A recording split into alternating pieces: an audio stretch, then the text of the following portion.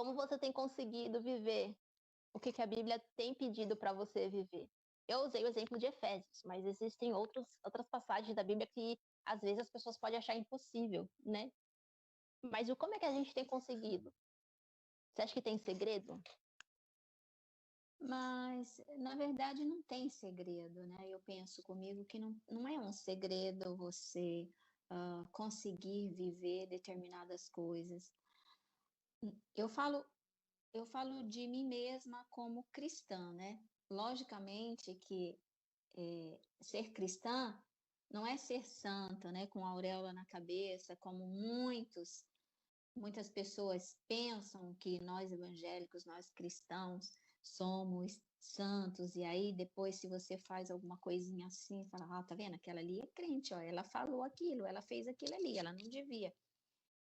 Por isso a gente tem muito que estar vigiando sobre nós mesmos, né? Temos que estar vigiando sobre aquilo que a gente fala, sobre aquilo que a gente pensa, mas somos também humanos, né? Continuamos sendo humanos, continuando vivendo na carne, temos os nossos sentimentos, os nossos desejos, às vezes nós falhamos, né? Falhamos nos nossos pensamentos, falhamos no nosso falar, às vezes no nosso agir. Mas tem uma coisa em especial, o que é o arrependimento, né? É o reconhecimento, porque o verdadeiro cristão, o verdadeiro servo do Senhor, se ele falou, ou se ele fez, ou se ele agiu, pensou, ele reflete, porque tem o Espírito Santo de Deus, né? Que nos mostra. E aí nós nos arrependemos, pedimos perdão, ou seja, por uma palavra, um pensamento, falamos com Deus. Enfim, viver todas essas coisas, né, que a palavra do Senhor nos diz, né, porque lá também diz em Efésios 5, de 22 a 33, que fala dos deveres domésticos, né, que fala dos deveres dos maridos para com as suas esposas, com as suas mulheres, e das suas mulheres para com os seus maridos, né. Eu falo de mim mesma, eu falo de uma experiência que eu, né, já tive, e então eu via isso na minha mãe com meu pai, né? Eu falo de uma experiência de tantos anos atrás, minha mãe, muito Amélia. Então eu vi aquilo na minha mãe, que eu vinha assim, venho de uma família muito humilde e tudo, éramos muito pobres, e meu pai era uma pessoa assim, alcoólatra, muito pobres e tudo, e a minha mãe era obrigada também a trabalhar para poder nos sustentar, né? Às vezes ele chegava em casa todo daquele jeito que muita gente sabe, né? Agressivo e tudo, mas a minha mãe sendo, né? Na época ela não era nem serva de Deus, eu falo que ainda ela não era nem serva de Deus, hoje, graças a Deus, ela conhece Jesus também como Salvador da vida dela, mas na época ela não era. Mas eu a via assim, puxa vida, meu pai fazia tudo aquilo com ela, maltratava, xingava, falava, e ela, o que que ela fazia? Ela levava roupa para ele, ela levava o chinelo, o sapato, aquilo que seria a comida, colocava a sua comida dele no prato e levava para ele. E às vezes ele nem reconhecia, brigava e fazia tantas coisas. Então, assim, eu vi aquilo na minha mãe. Depois, logicamente, com o passar dos anos, eu me casei e eu também fiz aquilo que a minha mãe fazia. Eu cuidei também do meu marido da maneira como a minha mãe cuidava, levando a roupa para ele, chinelo, colocando a comida no prato. Então, assim, também vem dos ensinamentos, né? Dos ensinamentos de casa, como você falou primeiro, né? Vem muitos também dos ensinamentos de casa. E o que? A minha mãe, não conhecendo a palavra, ela fazia isso já, né? Servindo ao seu marido, sendo submissa. Hoje, como hoje, eu falo dos dias hoje porque está muito moderno, né? Qualquer coisinha, os casais já estão querendo se separar porque o outro falou uma palavrinha altiva, já quer separar, não tem diálogo. entendeu? Aí já tem o bate-boca. Mas o segredo, como você disse, é o quê? De um cristão é a oração, né? É a oração. É ir para o joelho e falar, Senhor, se eu estou com um problema no meu casamento, que o Senhor tome essa causa em tuas mãos, né? Orar por a pessoa, pelo marido, por toda a família. Eu penso que é esse o segredo, né? É a oração, a dedicação nossa a Deus, o pedir a sabedoria, o entendimento, hoje como cristão, né? Eu digo como cristã, como serva do Senhor. E também aqui fala também dos deveres dos filhos, né? Que também é a mesma coisa, né? Os filhos também têm uns deveres com os pais. E logicamente os pais, né? Como você leu antes, que fala que os pais também eles não devem provocar a ira dos filhos, né? E os filhos também o quê? Devem obedecer aos pais. Sim.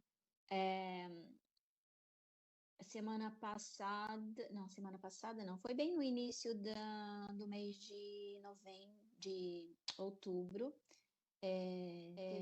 teve um probleminha em um caso na minha família, que o filho, a filha, começou com rebeldia, né, e brigar com a mãe, brigar com o pai, e alterar a voz, e fazer diversas coisas. Isso se chama o que? Rebeldia contra os pais, né? Os filhos, a palavra de Deus ensina que os filhos eles devem o que? Obedecer aos seus pais, né? Porque para que eles também andem bem na terra, vivam bem na terra, nós devemos respeitar os nossos pais. Os nossos pais, eles sabem o que eles fazem, né? E o que nos dizem. Porque se um pai ou uma mãe, às vezes, chama a atenção de um filho, ou briga com o filho sobre determinadas coisas, dá um conselho, o filho se rebela e quer fazer do jeito dele, mas o pai e a mãe sabem o porquê, né? É para o bem do filho ou da filha, aquilo que seja. Infelizmente, tem tido casos, né, que filhos às vezes são criados no lar evangélico e chega a uma determinada idade, né, na idade, digamos, de adolescência, juventude, 19, 20 anos, e aí eles querem conhecer o mundo. Perigoso. Exatamente, né? Eles começam com determinadas amizades e aí eles começam a gostar daquelas amizades, daquilo que né, amigos, né, entre aspas, levam eles a conhecer, né? Tipo discoteca, bebida e todas essas coisas que é o que? São coisas que entram para quê? Para separar, né, o jovem do que? Do propósito de Deus, separar a caminhada com Jesus. Sim, não querendo, não te cortando, mas pode falar. É uma parte que eu acho muito interessante. O porquê obedecer? Porque, no caso, isso tudo é uma questão de obediência a Deus. Independente se no trabalho, em casa, na igreja. Mas aí existe o que você falou, é o propósito. Se você quer ter uma vida de comunhão com Deus, quer estar no centro da vontade de Deus, eu tenho que olhar para a palavra e perguntar o para quê que eu vou tentar fazer o que está escrito, né? Porque, mais uma vez, a gente tem que imitar Jesus, né? Paulo foi ousado, porque ele andava de uma intimidade tão grande com Deus, que ele falou assim, sede meus imitadores, porque ele estava certo de que ele estava fazendo o que era certo. Bem. E aí, se o jovem, o adulto, o casado, o solteiro, parar e pensar, mas aqui está escrito tal coisa que para mim é impossível, o para que eu vou tentar? A gente está falando de uma coisa que se chama eternidade. A salvação foi dada. Eu não vou entrar em mérito se perde ou não a salvação, porque seria coisa para outro vídeo, né? Mas se eu reconheci que Jesus é o meu Senhor, que ele morreu na cruz por mim, tem que ser a minha motivação para tentar fazer aquilo que ele fala. E aí, quando você deu o exemplo aí do jovem, que normalmente chega uma fase que cria a curiosidade para as coisas do mundo. E tem uma amiga minha que eu falo que ela é o meu projeto que deu certo. De tantos alunos na escola dominical, uma me ouviu. Mas tá bom, né? Se uma pessoa entender, já A tá palavra do bom, né? Senhor diz que se né, como se diz, uma É, alma vale mais que o mundo inteiro, então, né? sim. E aí, a minha ovelha, né? E aí eu profetizando, não, você pastora, minha ovelha. Aí, Amém. é, no Salmo 1 fala, né? Bem-aventurado, mais que feliz, o homem que não anda segundo os conselhos dos ímpios, nem se detém Amém. no caminho dos pecadores, nem se assenta na roda dos escarnecedores. Verdade. Conhecer a Bíblia nos dá a segurança de saber para onde ir, por qual caminho andar.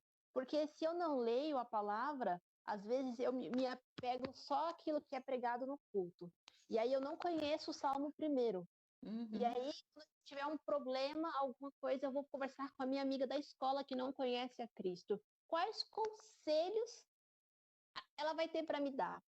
Ela vai falar assim: não, vai lá, tira a satisfação.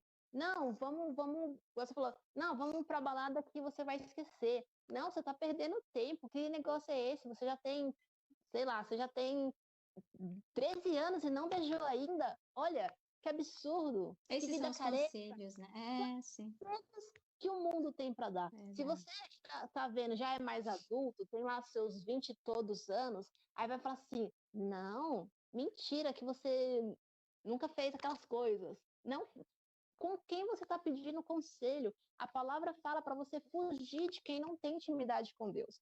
Se você, Jesus veio para o mundo, conversou com todo mundo e comia junto com os pecadores, mas tinha um propósito, era para pregar para aquelas pessoas. Mas se eu não tenho uma intimidade com Deus, se eu não tenho segurança para viver aquilo que, se eu não estou conseguindo viver aquilo que é pregado no culto, como é que eu vou chegar nas pessoas e querer estar em comunhão com o pecado? Não existe. Não Exato. existe amizade com o mundo. Se você tem amizade com o mundo, você é inimigo de Deus. A palavra diz isso. Então, se você fala assim, mas eu não sabia disso, está faltando leitura. Porque um dos segredos de você conseguir caminhar reto é você ler a Bíblia. É um manual. É um manual. Se a gente lê, a gente pode ser que a gente não entenda algo, a gente procura alguém que conhece, que viva o que fala, né? Porque é a importância de você conhecer. Conversa com o pastor. Fala, pastor, eu não entendi a mensagem. Chega no pregador e fala, não entendi o que você falou. Não entendeu o que você leu em casa? Escola dominical fala, olha, depois do ensino, você chega no professor da escola dominical e fala, olha, eu estava lendo isso aqui, o que não entendi. E principalmente, pergunta como é que eu posso aplicar na minha vida? Porque a Bíblia é muito linda para ser lida, mas se a gente não tentar aplicar, vai ser um livro a mais.